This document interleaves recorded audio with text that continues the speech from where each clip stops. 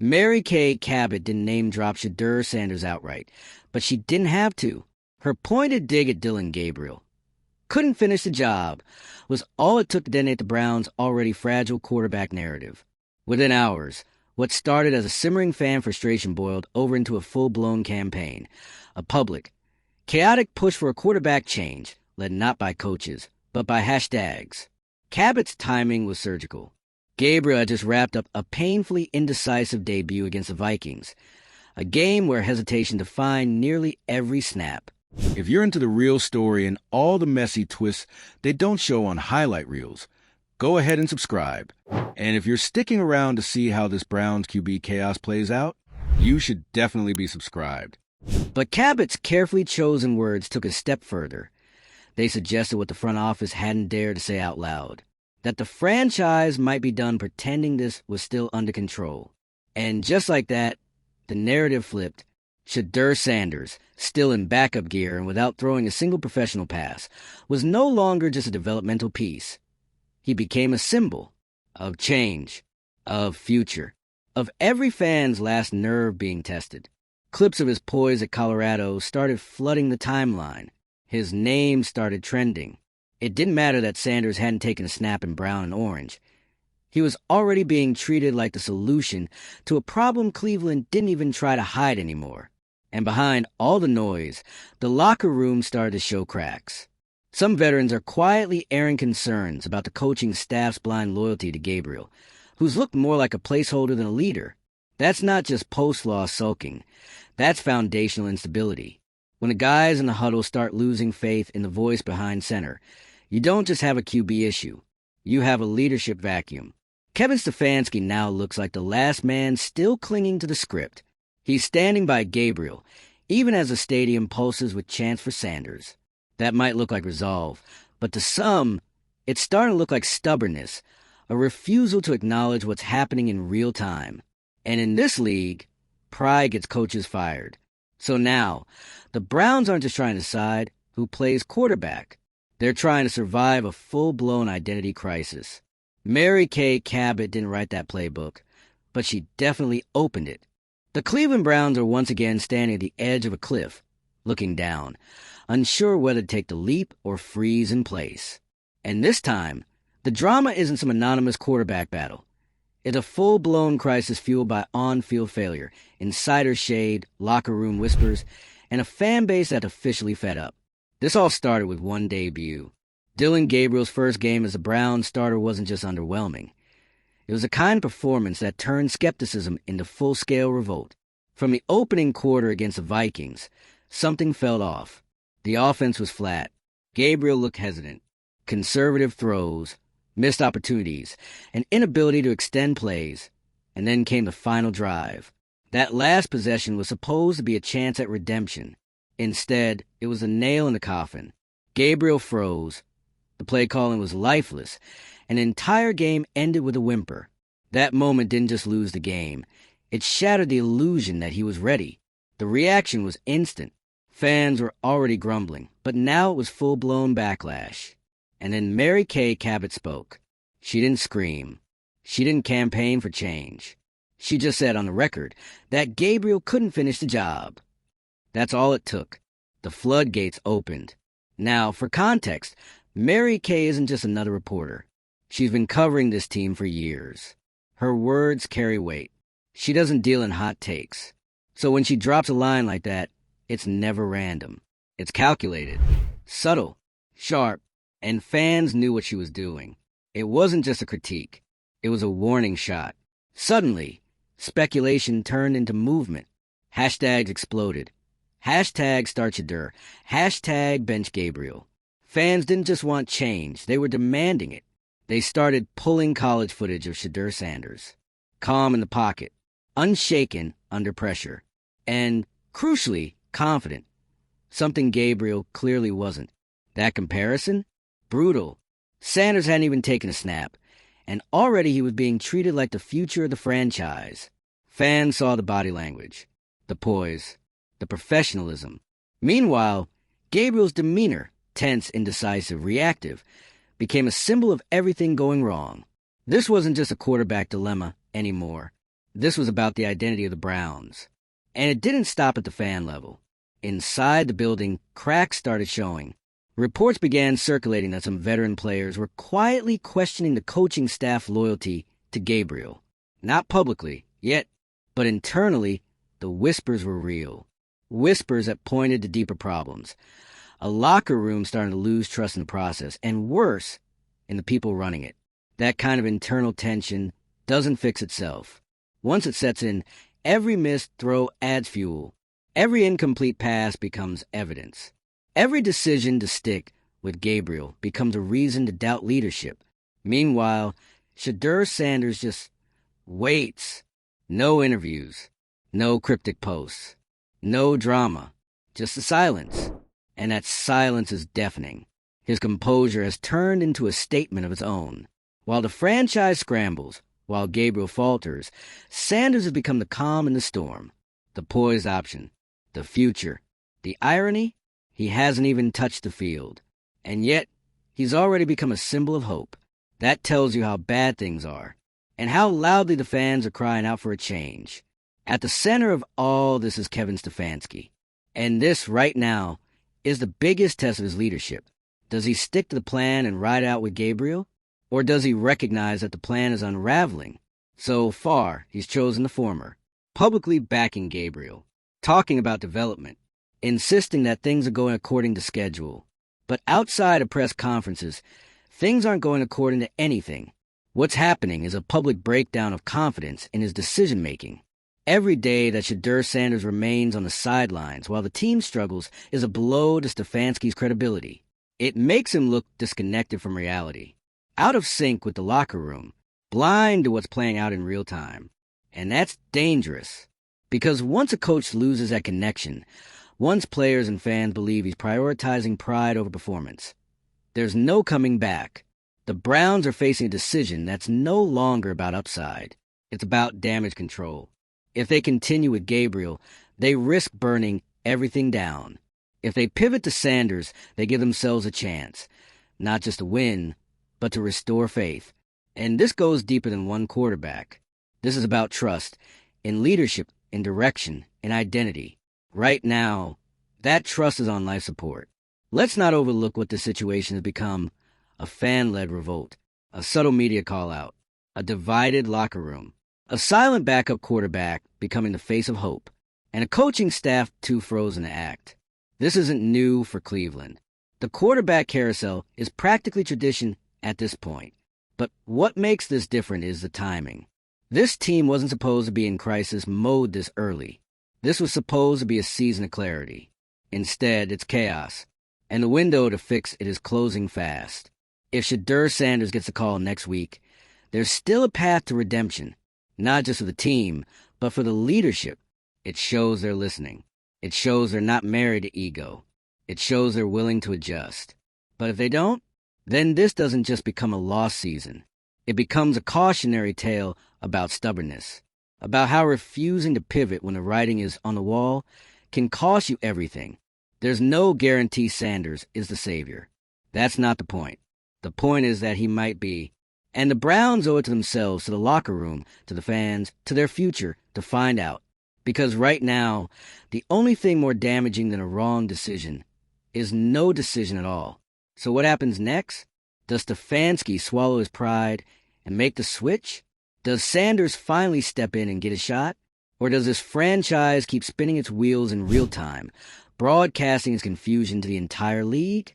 Either way, we're watching history repeat itself. But this time, there's still a chance to stop the cycle. So what do you think? Should Shedeur Sanders get the start now? Or are the Browns going to ride this thing into the ground? Drop your take in the comments. And if you want front row seats to the most dramatic team in football, hit that subscribe button. This season's just getting started. And with the Browns, the next chapter is always messier than the last. This isn't just another quarterback drama. This isn't just fans overreacting to one game. This is about a franchise being held hostage by its own inability to pivot, despite every sign pointing toward change. Let's go back to the spark. One game. One painful, plodding, nerve-rattling performance by Dillon Gabriel in a debut that could have been forgettable at best. He somehow turned it into a referendum on the Browns' entire leadership structure. From the first snap, it was clear he wasn't ready. Hesitant reads, checkdowns on third and long, panic under pressure, no fire, no fight, just survival mode. And then came the final drive, the moment that could have shifted the narrative, that could have bought him time, that could have silenced the critics. Instead, it was the moment everything fell apart. Play calling turned ultra-conservative. Gabriel froze. And the Browns sputtered to a loss that felt like more than just 0-1. It felt like zero, hope, and that's when Mary Kay Cabot said what the entire city was thinking. Couldn't finish the job. 5 words. No drama. No raised voice. Just one of the most respected voices in Cleveland media, drawing a line in the sand. She wasn't speculating. She was signaling. And fans picked up on it immediately. The hashtag started flying. Hashtag start Shedeur. Hashtag bench Gabriel. Clips from Sanders' Colorado days were suddenly everywhere. Deep throws. Pocket composure. Leadership. Fans weren't just reminiscing. They were pleading. This is the guy. Not maybe. Not someday. Now. And you know what? It made sense.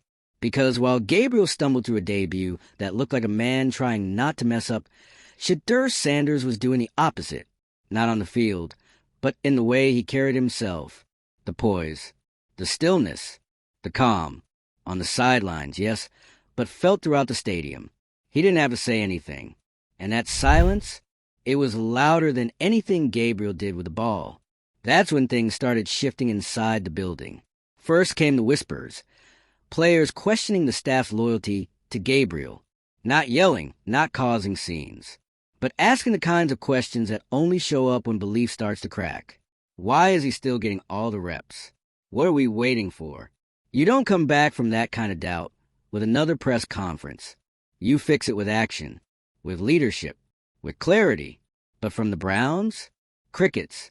Stefanski held the line, talking about trust and development. But trust from who? Development toward what? Because out on that field, there was no plan. Just a quarterback crumbling under pressure, a locker room growing restless, and a city turning its eyes toward the guy they actually believe in, Shedeur Sanders. And here's what no one in the building wants to admit. Gabriel's failure isn't just about Gabriel. It's symbolic. He's become the face of a larger dysfunction.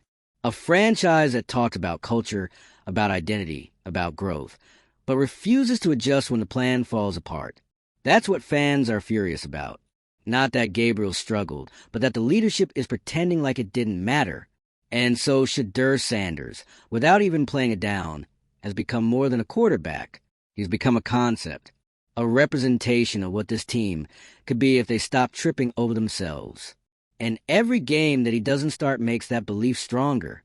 That's the dangerous part. Because now the fan base doesn't just want him. They need him. He's their way out. He's the pivot, the reset, the break from a pattern that's haunted this franchise for decades. And still, nothing. The Browns' leadership continues to stall, to hedge, to keep Gabriel at the top of the depth chart, as if the backlash isn't growing by the hour. Maybe they think they're being steady. Maybe they think they're showing faith. But from the outside, it looks like fear. Fear of admitting a mistake. Fear of the media. Fear of letting go of a plan that clearly isn't working. And the cost of that fear is mounting. Because here's what they're risking if they don't make the switch. First, they lose a locker room. Veteran players, some of whom might only have a season or 2 left, aren't here for slow development. They want results. They want competence. And if they feel like the coaching staff is protecting a project over putting the team in a position to win, that's how leaders lose a room. Second, they lose the fan base. Again, Browns fans aren't just tired, they're exhausted. They've sat through every version of the quarterback carousel. They've bought into promise after promise. They've seen new beginnings collapse into the same old mess. And now, when they finally feel like there's something different waiting on the bench, and the staff won't even try it, that's betrayal. That's disrespect. Third, they lose control of the narrative. And in the NFL, perception is power. If a franchise looks incompetent, indecisive, out of touch, it affects everything. Free agents, trade talks, locker room morale. And once that narrative settles in, it takes years to undo. And all of it, every piece of it is preventable. Start Shedeur Sanders. That's it. That's the move. Even if he struggles, it's a better answer than pretending what's happening isn't happening. At least then you're showing that you see what everyone else already sees, that Gabriel, right now, is not the guy. Starting Sanders doesn't guarantee success. But not starting him guarantees the chaos continues. It doesn't even need to be a permanent handoff. It could be framed as evaluation, rotation, whatever buzzword they want. But it has to happen. Because with every passing game, this situation becomes more volatile. Every rep Gabriel takes in practice is a reminder of who isn't taking them. Every public vote of confidence sounds more like a lie. Every press conference gets colder, more defensive, more disconnected. And Shedeur? Still waiting, still quiet, still poised. How long do you leave him there? The Browns talk about accountability, about leadership, about doing the right thing for team. Well, this is that moment. It's not about headlines anymore.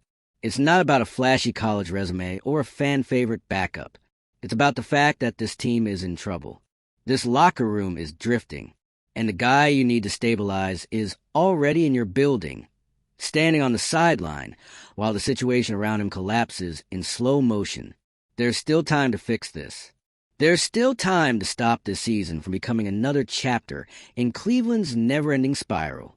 But that window is shrinking. So now the question becomes, is this staff willing to act before it's too late? Are they willing to admit they got it wrong?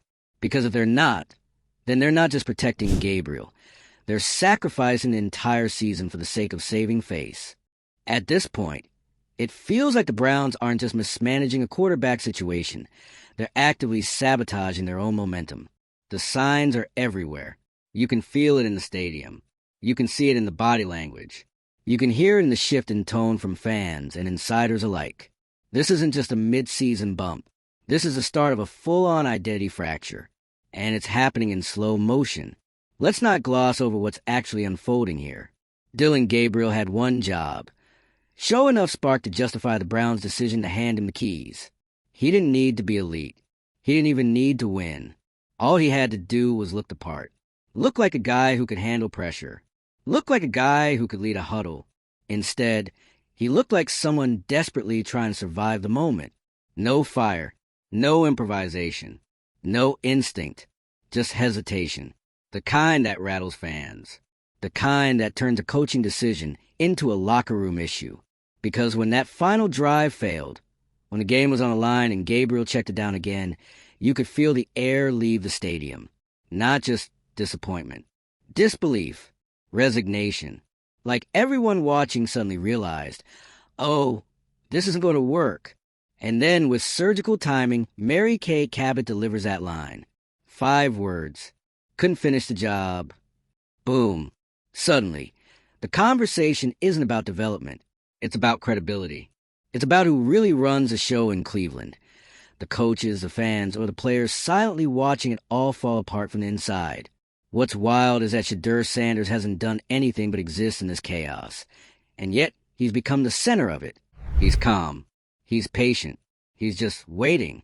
But that quiet presence? That's louder than anything coming out of the Browns front office right now. And honestly, it's exposing them. Because it's one thing to have a struggling QB. It's another to pretend it's not happening while the guy you drafted to be your future just sits there, helmet on, fully capable, while the whole season feels like it's slipping. Let's talk about leadership. The Browns are facing a defining test, not just in terms of their record, but in terms of who they are as an organization. Kevin Stefanski is now in the center of that storm. He's no longer being judged by the scoreboard. He's being judged by his ability to read the room. And right now, it looks like he's reading last year's playbook, while this year burns around him. This isn't about loyalty to a starter. It's about accountability. It's about what message you send to a team that knows exactly what's going on. Because make no mistake, the players see it. They know who's delivering and who's not. They know who's putting in the work, who has a command, who can keep composure when the lights get bright. And when they see the coaching staff ignoring all of that to preserve a decision that clearly isn't working, that's when belief starts to break. That's the kind of fracture you can't fix with a good week of practice. You can't lead a locker room if the locker room doesn't trust that performance actually matters. And right now, it looks like the Browns are picking comfort over change, loyalty over urgency. And that's exactly how you lose a team.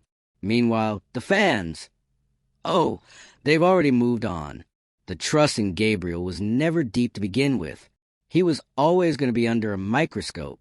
But now, that microscope has become a spotlight, and every missed throw adds another "Start Shedeur" chant to the timeline. It's not just a preference anymore. It's a demand. And those demands are coming from every direction. Twitter, Reddit, radio call-ins, post-game shows. There's a collective voice rising, and the message is simple. Do something. The crazy thing? The Browns actually have an opportunity here. This isn't a franchise with no options. They have the guy. Shedeur Sanders isn't a long-shot wild card. He's a top-tier prospect. He's battle-tested. He's polished. And most importantly, he's done nothing but handle this entire storm with grace. No drama. No side comments. Just focus. That's what makes this so hard to watch. Because you can see the solution. He's right there. And yet, the organization is pretending like they still need time to evaluate. Evaluate what exactly? What's left analyze. Gabriel's performance wasn't just shaky, it was defining. It revealed everything. The lack of confidence. The failure to elevate the offense. The conservative mindset that sucks the energy out of the huddle. And on the sideline, a guy who fans already believe in more than the current starter. That's not normal. That's not hype. That's a result of desperation meeting potential. And here's where the Browns need to be really careful. The longer they wait, the more pressure they put on Sanders when he does eventually take the field. Because let's be honest, it's not a matter of if, it's when. Gabriel has shown his hand, and it's not strong enough to carry the season. The dam is going to break.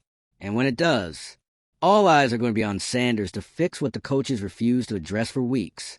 But the stakes will be higher, the margin for error smaller, the leash tighter, and the blame? Oh, that'll fall squarely on leadership. Because it didn't have to get to that point. They could act now. They could take control of the narrative.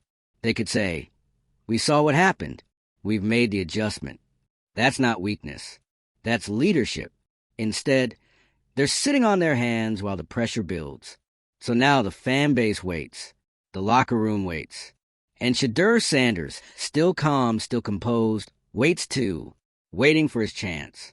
Waiting for this franchise to do what everyone already knows they need to do. This isn't just about quarterbacks anymore. It's about control. It's about trust. It's about whether the Browns have the guts to listen to the people who actually see what's happening and do something before it's too late. Because at the rate they're going, the team isn't just at risk of losing games. They're at risk of losing everything. What do you think? Is this finally the moment the Browns pull the trigger on Shedeur Sanders? Or are we about to watch another season get wasted in the name of stubbornness? Sound off in the comments. And if you're riding this train of dysfunction with us week after week, subscribe for more breakdowns, more drama, and every meltdown the NFL has to offer. Because with the Browns, there's always another storm coming.